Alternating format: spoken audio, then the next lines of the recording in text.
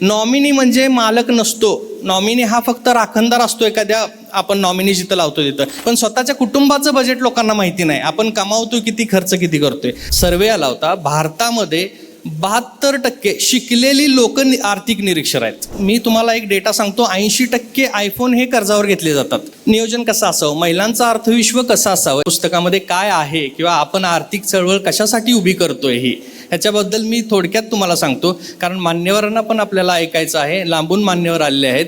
त्यामुळं मी थोडक्यात तुम्हाला सांगतो, मला पुस्तक का लिहावंसं वाटलं असं बऱ्याच जणांनी मला प्रश्न विचारला. सर्वे आला होता, भारतामध्ये 72% शिकलेली लोक आर्थिक निरीक्षर आहेत.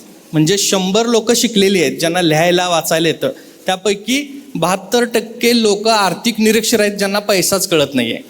आणि मी एवढ्या कुटुंबांशी आज 10-12 वर्षाच्या प्रॅक्टिसमध्ये, आर्थिक नियोजन या प्रॅक्टिसमध्ये मी पाहिलेलं आहे की लोकांना पैसा कमवायचं माहिती आहे किंवा लोक पैसे कमावत आहेत भरपूर, पण पैशाचं शहाणपण मात्र लोकांच्यापर्यंत पोचलेलं नाही आहे. आज शाळेमध्ये गणित, विज्ञान, इतिहास, इंग्लिश सगळं शिकवलं जातं, पण पैसा हा विषय कुठंच शिकवला जात नाही. ना डायनिंग टेबलवर आईवडिलांच्याकडून शिकवला जातो, ना शाळेमध्ये टीचर्स लोकांच्याकडून शिकवला जातो, ना कॉलेजेसमध्ये प्रोफेसर लोकांच्याकडून शिकवला जातो, ना बिझनेसमध्ये कलिग लोकांच्याकडून शिकवला जातो. आपल्याला सल्ला कोण देते? आपल्याला पैसा शिकवला जातोय का? आणि मी तुम्हाला ठामपणे सांगतो, सगळ्या दुःखाचं मूळ कारण स्केअरसिटी ऑफ मनी म्हणजे पैशाची कमतरता हेच आहे. मग त्यासाठी आपल्याला आर्थिक निरीक्षर राहून चालणार नाही. आपल्याला इथं आर्थिक साक्षरता प्राप्त करणं गरजेचं आहे. तर मी एक 16 मुद्दे घेतलेत ह्या पुस्तकामध्ये. त्या 16 मुद्द्यापैकी पहिलाच मुद्दा आपला आहे की आर्थिक साक्षरता. मग त्याच्यामध्ये, कारण पैसा कमावणं आणि पैसा टिकवणं ह्या दोन्ही वेगवेगळ्या गोष्टी आहेत, राईट. तर ह्या आर्थिक साक्षरतेच्या विषयामध्ये मी पैसा आणि आर्थिक साक्षरता ह्याचं मिलन केलेलं आहे. त्याच्यानंतर दुसरा मी मुद्दा असा घेतला आहे की मानसिक आणि आर्थिक आरोग्य.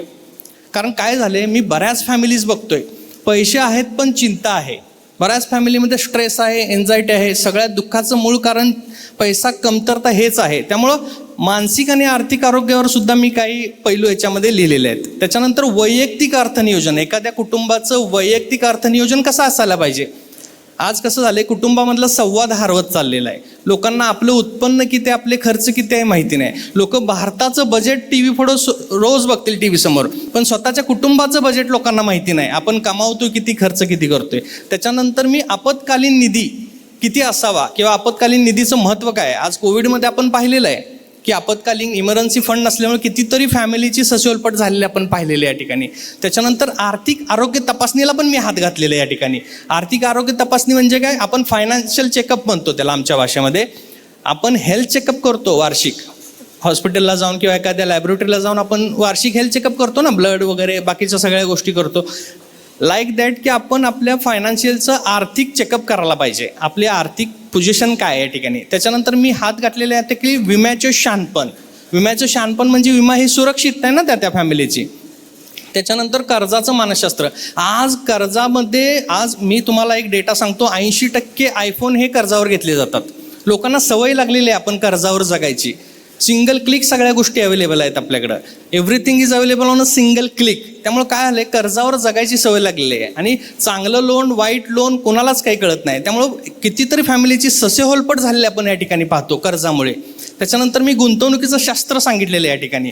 आणि आजचा ज्वलंत विषय आहे की शेअर मार्केट. लोकांना भरपूर शेअर मार्केटमध्ये मोठं व्हायचं आहे, झटपट श्रीमंत व्हायचं आहे. इक्विटी वर्सेस म्युच्युअल फंड हे देखील मी या पुस्तकामध्ये मांडलेलं आहे या ठिकाणी. त्याच्यानंतर मी महिलांचं आर्थिक नियोजन कसं असावं, महिलांचं अर्थविश्व कसं असावं याच्याला पण मी हात घातलेला आहे. त्याच्यानंतर पुढच्या पिढीला काय आर्थिक शिक्षण आपल्याला द्यायला पाहिजे हे देखील मी ह्या पुस्तकामध्ये दिलेलं आहे. आणि लाईफस्टेज प्लॅनिंगमध्ये म्हणजे जीवनाच्या कुठल्या टप्प्यामध्ये कुठले आर्थिक निर्णय घेतले पाहिजेत म्हणजे आपली फॅमिली कुठंही सफर होणार नाही. यासाठी 20 ते 25 एज ग्रुपमध्ये काय निर्णय घेतले पाहिजेत, 25 ते 30 मध्ये काय घेतले पाहिजेत, 35 ते 40 मध्ये मधल्या वाटेच्या शहाणपणमध्ये काय केलं पाहिजे, निवृत्तीपूर्व तयारी काय केली पाहिजे, हे देखील मी 10 टॉपिक्समध्ये व्यवस्थितरित्या सामान्य लोकांना समजेल अशा भाषेमध्ये सांगितले. त्याच्यानंतर निवृत्ती नियोजनावर मी फार फोकस केला आहे. कारण आज काय झालंय, मुलांच्या शिक्षणासाठी फॅमिलीज वेड्या झालेत. इंटरनॅशनल स्कूल असेल, बाकीच्या गोष्टी असतील, आणि आपल्या स्वतःच्या रिटायरमेंटसाठी मात्र पुंजी कुणी साठवत नाहीये.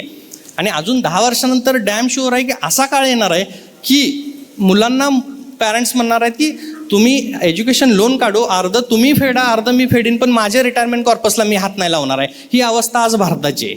लक्षात आलं का? त्याच्यानंतर वारसा आणि उत्तरदायित्व. आज काय झाले, लोकांना विल, सक्सेशन प्लॅनिंग ह्या गोष्टीच माहिती नाही त्या ठिकाणी. त्यामुळे आज जर कोर्टात दावे बघितले तर भावाभावांचे आहेत, वडिलांनी लिहूनच ठेवलेलं नाही कुणाला काय द्यायचं.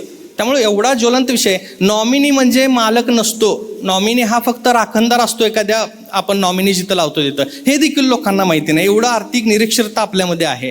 त्याच्यानंतर मी सगळ्यात ज्वलंत विषय म्हणजे पॉन्झी स्कीम. महिन्याला 4% देतो, महिन्याला 5% देतो, अशा ज्या स्कीम्स येत आहेत मार्केटमध्ये आणि कितीतरी संसार म्हणजे देशोधडीला लागतात त्याच्यामुळे, झटपट श्रीमंतीच्या सापळ्यामध्ये अडकतात. ह्याच्यावर मी 5 टॉपिक लिहिलेले आहेत की त्याच्यातून वाचायचं कसं, ओळखायचं कसं, पॉन्झी फसवणुकीची योजना. आणि एक तुम्हाला मी ठामपणे सांगतो, याच्यामध्ये अडकणारी लोक ही सुशिक्षित आहेत.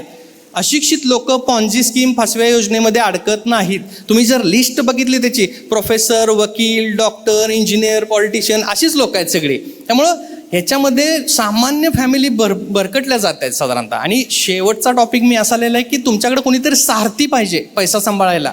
पूर्वी कसं होतं, काही गिनेचोने प्रोडक्ट होते आपल्याला, FD होतं, गोल्ड होतं. आता प्रोडक्ट्स खूप झालेत इन्व्हेस्टमेंटचे. त्यामुळं वेअर टू इन्व्हेस्ट किंवा व्हॉट टू चूज हा सगळ्यात मोठा प्रश्न लोकांच्या पडलेला आहे. आणि आपल्याला सल्ला कोण देतं हा देखील मोठा प्रश्न आहे आत्ता बघायला गेलं तर.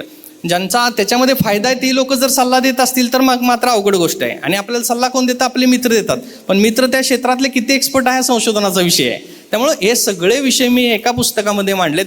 मला सर्वांच्या साक्षीनं असं सांगायचं की आपल्याला एक आर्थिक चळवळ उभी करायची या ठिकाणी. आणि तुमच्या सर्वांच्या साक्षीनं, तुमच्या सर्वांच्या मदतीनं आपण महाराष्ट्रात आपल्याला बरीचशी कुटुंब आहेत की जिथं आर्थिक साक्षरता पोचवायची आहे. जे होणारे त्यांचे इम्प्लिकेशन्स आहेत भविष्यामध्ये, त्या फॅमिली अडचणीत येणार आहेत, त्यातून आपल्याला त्यांना बाहेर काढायचं आहे. यासाठी हा प्रयत्न आहे आपला. सर्वजण आपण इथे आलात, मला सर्वांनी आशीर्वाद दिला, ह्याच्या संदर्भात मी सर्वांचं मनपूर्वक आभार मानतो. आणि आपण आता पाहुण्यांना संधी द्या, यासाठी मी इथं थांबतो. धन्यवाद.